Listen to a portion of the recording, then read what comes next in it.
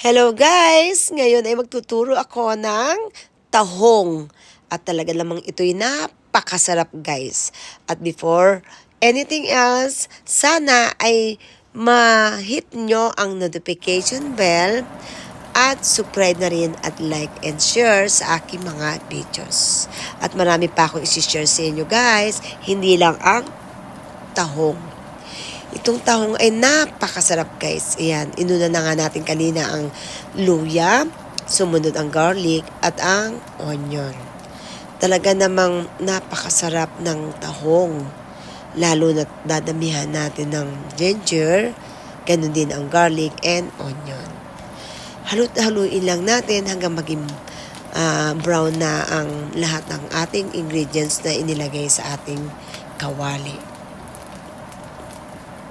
Talaga namang ang pagluluto ay may halong pagmamahal dahil ang kakain ay ating mga mahal sa buhay.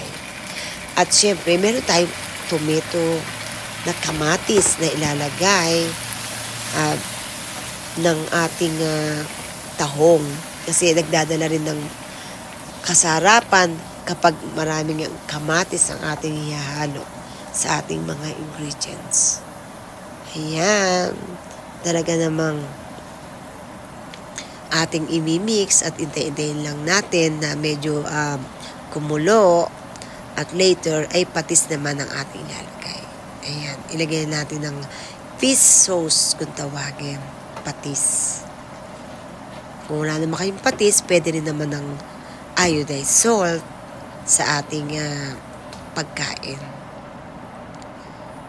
Pero masarap ang may fish sauce na nakakadagdag sa kasarapan ng ating niluluto. Ayan, muli natin takpan. Atin ang takpan muli. Ayan, ang bango-bango. Amoy na amoy ang ginger, ang mga ingredients sa ating niluluto, guys. Kaya, salamat guys at lagi nyo ako sinasamahan sa aking pagluluto. Talaga naman lalo akong sumasaya kapag lagi kayong kasama sa aking niluluto. At thank you guys sa pag-support nyo sa akin, sa aking mga niluluto katulad ng mga aking nila-live sa aking YouTube channel. Tulad nila ng pansit bihon at saluyot na aking niluto last week. Ayan, hinulog na natin ang ating bida, ang tahong.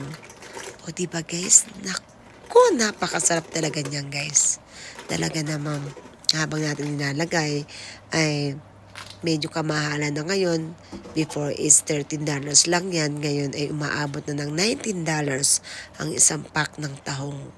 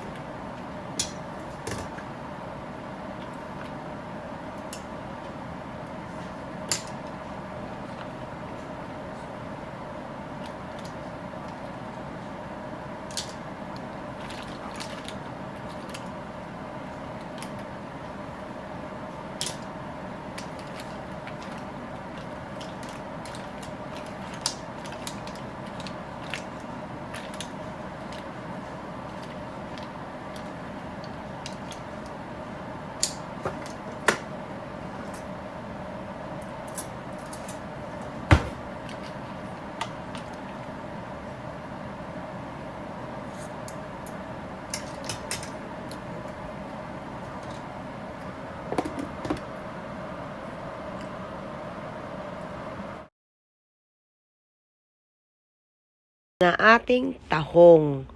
At ngayon, ilalagay na natin yung spinach. Yan, isa pa sa nagpapasarap yan. Pero pwede rin ng siling dahon, yung siling dahon na green. Pero wala tayo, kaya pwede na ang spinach. Yan. Konting painit na lang ay maluluto na. Kaya talaga naman, i-open na muli natin. Ayan, luto na ang ating tahong. Napakasarap guys. Talaga namang mapapadami ang ating rice kapag tayo kumain ng tahong. At ang lasa niya ay napakalimnamnam. Ayan, luto na ang ating spinach at luto na rin ang ating tahong. Yan na guys, ang aking na-share sa inyo, ang tahong with spinach. Yummy!